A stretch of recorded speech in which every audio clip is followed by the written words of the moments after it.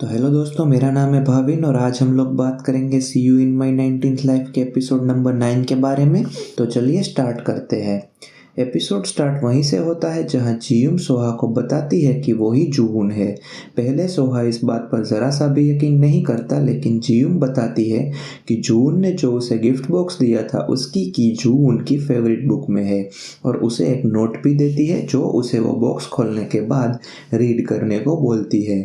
बाद में वो जूहुन से मिलती है और उसे बता देती है कि उसने सोहा को सच्चाई बता दी है। अब मिंगी वो बेल्स जियुम के कमरे में रख देता है और जियुम उस बेल्स को देख के चौंक जाती है और उसे बिना हाथ लगाए मिंगी को वापस कर देती है और उसे ये भी बताती है कि उसे अब अपनी फर्स्ट लाइफ के बारे में जानने का कोई भी इंटरेस्ट नहीं है।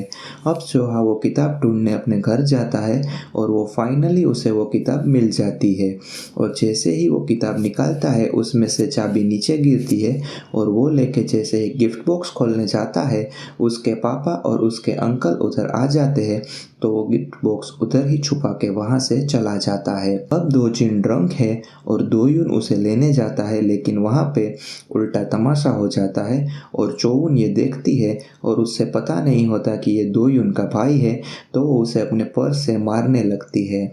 वहाँ भी दोयुन चोवुन को बताता है कि वो उसे डेट नहीं करेगा और वो उसके बारे में सोचना बंद कर दे। ये बात दोजिन सुन लेता है और चोवुन वहाँ से चली जाती है। अब जियुम एम्यूजमेंट पार्क पे जाती है जहाँ पे वो सोहा का इंतज़ार करती है, लेकिन वो वहाँ पे नहीं आता और वो वहाँ से चली जाती है। अब सोहा वापस अपने घर जाता है और वो बॉक्स खोलता है जिसमें एक किताब रखी होती है जिसमें जून ने अपने सभी पास्ट लाइफ्स के बारे में लिखा हुआ होता है और उसे जून के आखिरी वर्ड्स याद आ जाते हैं जिसमें उसने कहा था कि वो उसे अगले जन्म में मिलने जरूर आएगी। अब वो नोट भी रीड करता है जो उसे जियुम ने दी थी जिसमें लिखा हुआ होता है कि बानजियुम और जूहुन एक ही है और वो उसे उसी जगह आके मिले जहाँ वो बचपन में उसके बर्थडे के दिन जाना चाहते थे।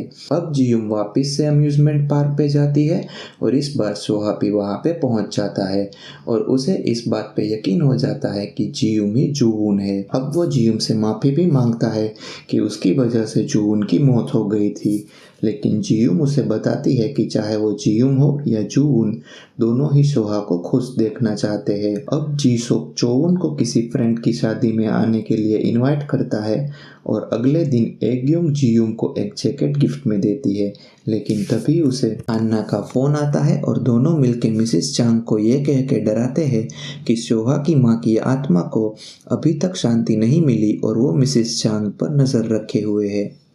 अब मिंगी उसको ब्रिज की तस्वीर भेजता है जो जियुम के सपने में आती थी और जियुम इस पर रिसर्च भी करती है तो उसे पता चलता है कि ब्रिज वाकई में है। अब सोहा अपने अंकल को बता देता है कि उसको एक्सीडेंट के बारे में सब पता चल चुका है। तब उसके अंकल बताते हैं कि उसको नहीं पता था कि कार में सोहा होगा। वो सोहा के पिताजी को चोट पहुंचाना चाहते थे क्योंकि वो काम की वजह से सोहा की माँ पर बिल्कुल ध्यान नहीं दे रहे थे। अब सोहा अपने अंकल को सरेंडर करने को बोल देता है और वो उसकी बात मान के सरेंडर कर भी देते हैं। अब सोहा और जियुम उस ब्रिज पर जाते हैं जो उसे सपने में दिखाई देता है। दूसरी तरफ दोयुन ने भी ब्रिज की फोटो सोहा के कंप्यूटर में देख ली होती है और वो भी अपने फ़ोन पे ब्रिज की फोटोज देखता है। अब दूसरी तरफ चोवुन पर गमला गिरते गिरते रह जाता है और उधर जियुम को अपनी थोड़ी सी फर्स्ट लाइफ याद आ जाती है जिसमें वो देखती है कि वो सोहा को मार देती है और उसे भी कोई एरो से मार देता है। इतना याद आते ही जियुम को सदमा लगता है, लेकिन सोहा उसे संभाल लेता है और एपिसोड ख़त्म हो जाता है। तो उम्मीद करता हूँ आपको ये एपिसोड पसंद आया होगा। पसंद आए तो लाइक शेयर और सब्सक्राइब करना ना भूलें और अगर आपके मेरे लिए कोई सजेशन है तो नीचे कमेंट भी कर सकते हैं। तो मिलते हैं अगले वीडियो में, तब तक के लिए जय हिंद जय भारत।